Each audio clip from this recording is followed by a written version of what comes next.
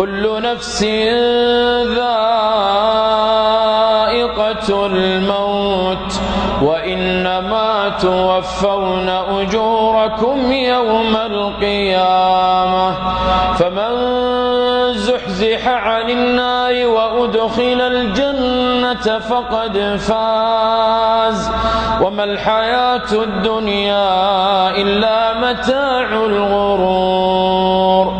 كل نفس ذائقة الموت، لكل أجل كتاب.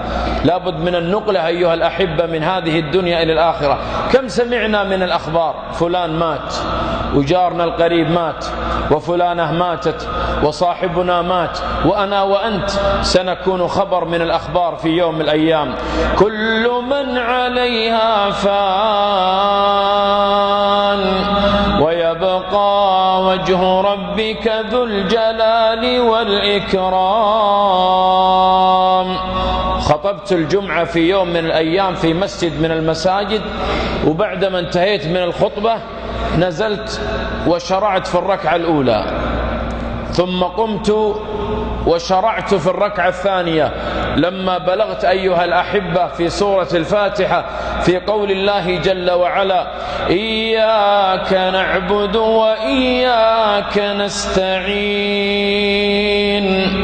إياك نعبد وإياك نستعين. هنا أيها الأحبة سقط رجل في وسط المسجد، وأكملت الصلاة وسلمت. ولما سلمت يا إخوان أخذت الميكروفون، وكان الرجل بعيد عني في منتصف المسجد والمسجد كبير، وبدأت أقول: يا إخوان، لأن الناس ازدحموا على هذا الرجل الذي سقط في وسط المسجد، قلت لهم: ابتعدوا عنه، أعطوه هواء، خلوا الهواء يصل إليه، لعله مكتوم، لعله كذا. وبدأ بعض الإخوة يصيحون معي: اتركوا له مجال.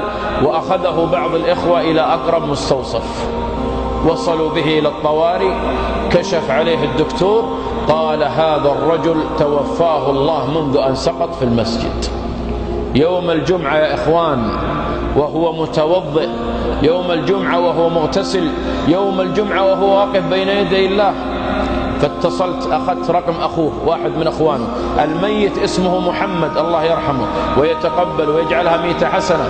فاتصلت على أخوه خالد، قلت: يا خالد، أسألك بالله، هذا الرجل تعنى من بعيد وجاء يصلي معي في مسجدي الجمعة، فلا يغسل أحد إلا أنا. حرصت على أن أغسل هذا الرجل، وبالفعل غسلته معي بعض الإخوة. وبعدين يا أخوان ذهبت إلى العزاء وأخذت خالد على جنب، قلت له: يا خالد، أسألك بالله، ما هو أرجى عمل ترجوه لأخيك أن يموت هذه 100 الحسنة؟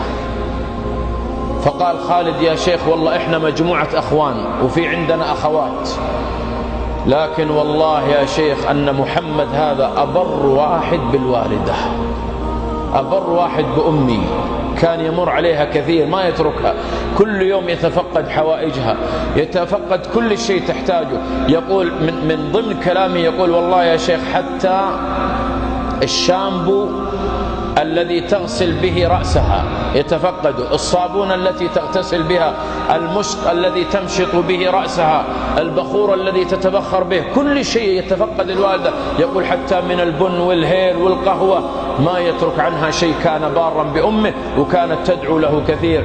قلت: بسبب هذا كسب 100 الحسنة. وبالوالدين إحسانا، وبالوالدين إحسانا، إما يبلغن عندك الكبر أحدهما أو كلاهما فلا تقل لهما أف ولا تنهرهما وقل لهما قولا كريما.